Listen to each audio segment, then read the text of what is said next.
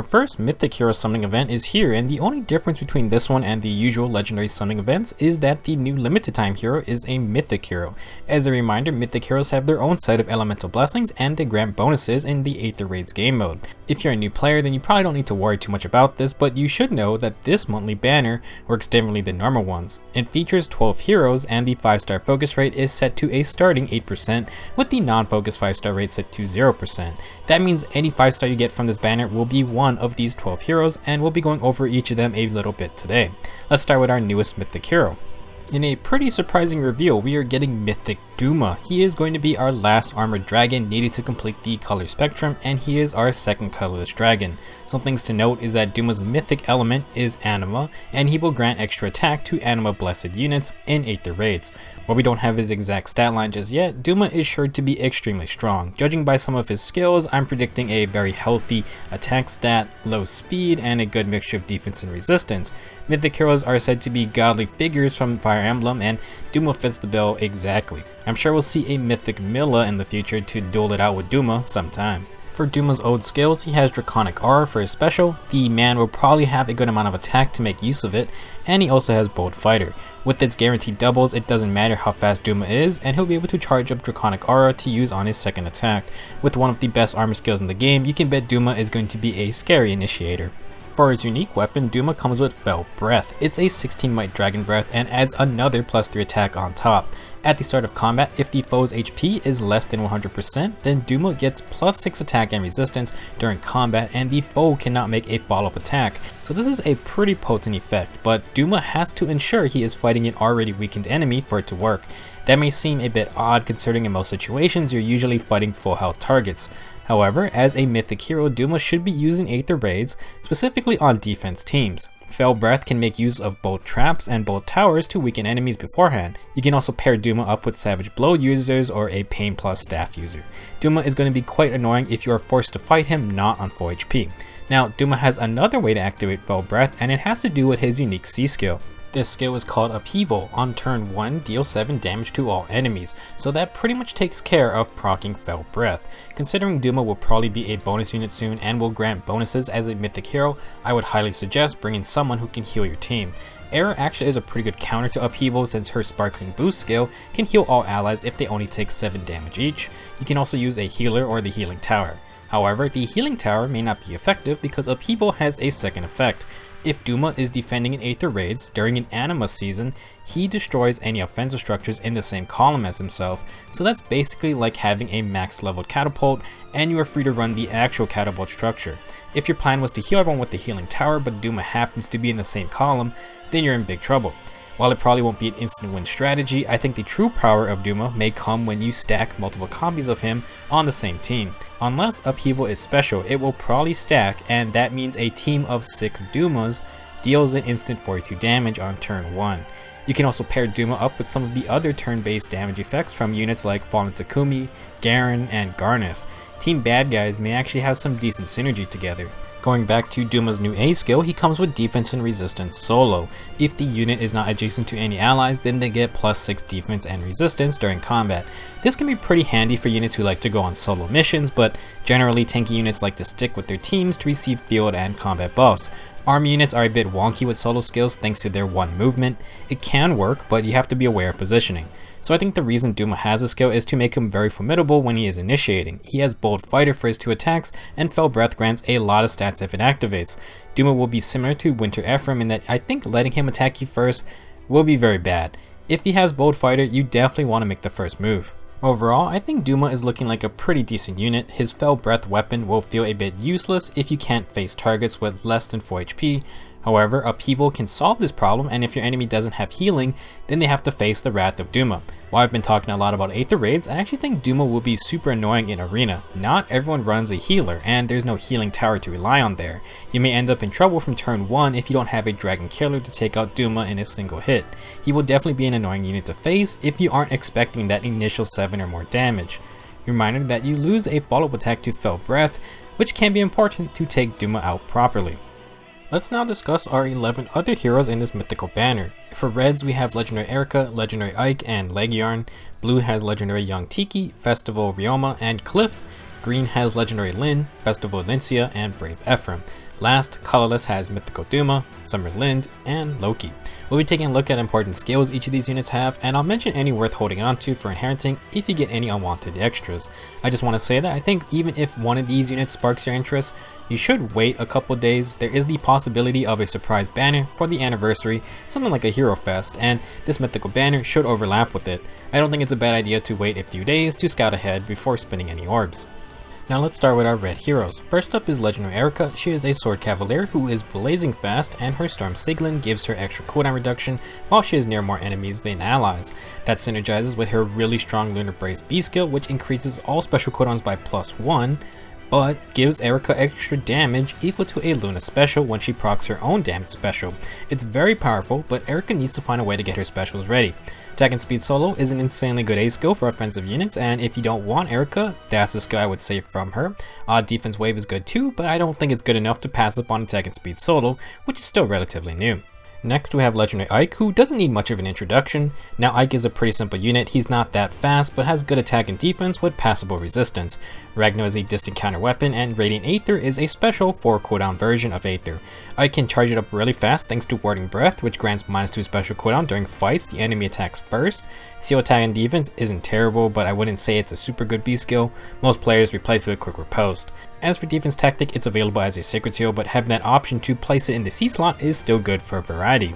Last is Legiarn, who is a flying sword unit, and she is fast and physically bulky. Her sword Niu is tricky because it steals buffs from her opponent and grants her bonus stats to all attributes based on 50% of the total buffs on the enemy. Legiarn comes with red dual flying, which is in a skill for improving arena score for red flyers. Chill attack reduces the attack stat of the highest enemy every turn, which is very annoying to deal with. Distant guard grants allies within 2 spaces, plus for defense and res against all ranged threats. That's a pretty neat buff, and it's still a pretty rare skill. There aren't a ton of tanky flyers around, so Legiarn is nice to have, but if you just want her skills, then any of them will be good depending on what you need. For our blue group, we start with Legendary Young Tiki. She is a powerful armored dragon unit with tons of stats in all categories. Her Divine Mist is effective against other dragons and has distant counter. To make use of that, she has Fierce Breath, which grants extra cooldown reduction and +4 attack when enemies attack first. To compensate for offense, Tiki has Bold Fighter, which is incredibly powerful, and it makes Tiki tough to take down. Her unique C skill, With Everyone, grants Tiki and adjacent allies a +5 defense and res buff. Overall, Legendary Tiki is a fantastic unit with many strong tools to work with. Next up we have Festo Ryoma, who is a blue dagger unit. He is also a dancer, so his main role will be supporting the team. His Sky Myogi dagger is an inheritable dagger, effective against armored units, and has Hardy Bearing built in.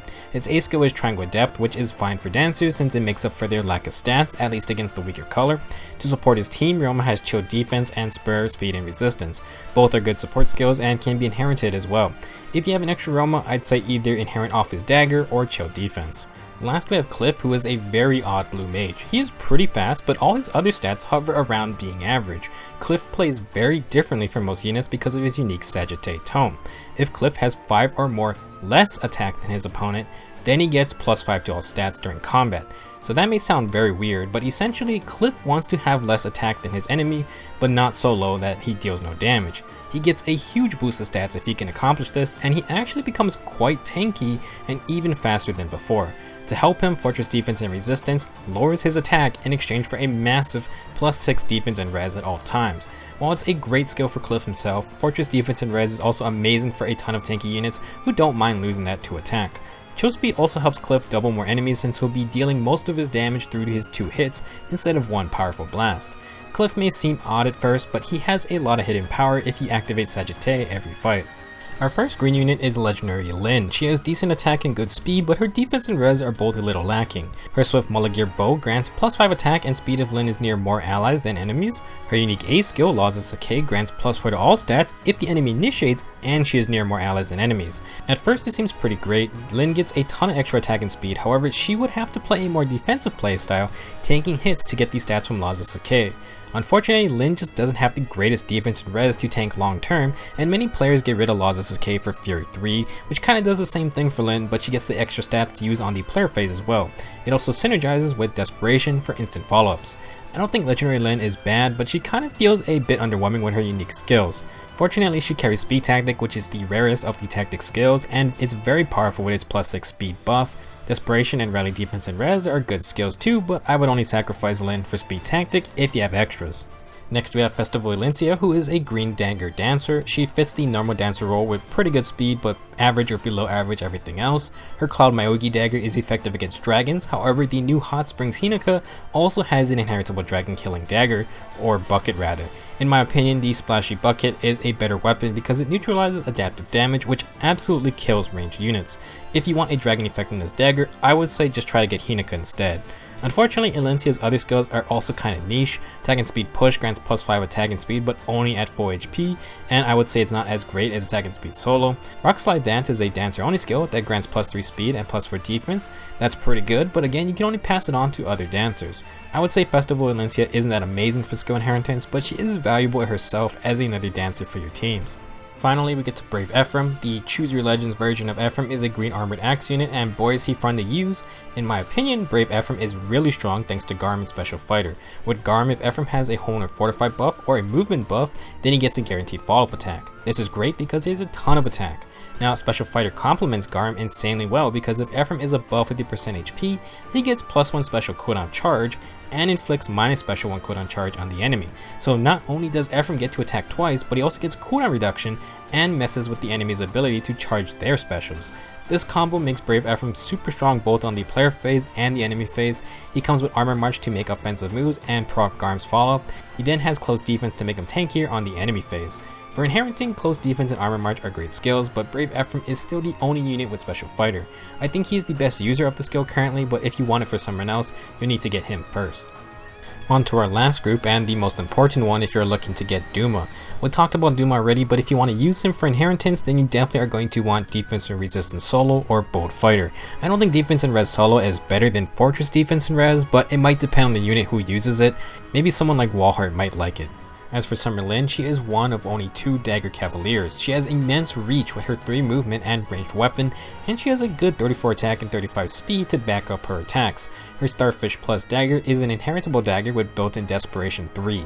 That can create some really fun setups, so it may be worth passing on if you fancy dagger units. Brazen Attack and Resistance is another good skill, and it's quite rare if you want it in the A slot. We have it as a Sacred Seal, but it can be useful with the right build. Now, I don't exactly see Summer Lyn a ton, but that doesn't mean she isn't useful. Definitely a more niche unit typing, but she might still be worth it getting if you enjoy the dagger class. Last we have Loki. She is an infantry healer and brings some interesting utility to the team with her Thok staff. Thok or Thok has a built-in gravity ploy against ranged units who have 3 less HP than Loki.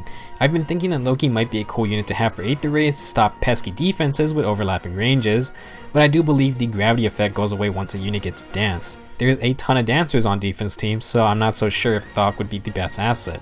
Now, to help proc Thok, Loki has Colorless Infantry, which grants a flat +5 HP and helps improve arena score. This is very good for arena if you like using healers there. You can of course pass it on to anyone you want.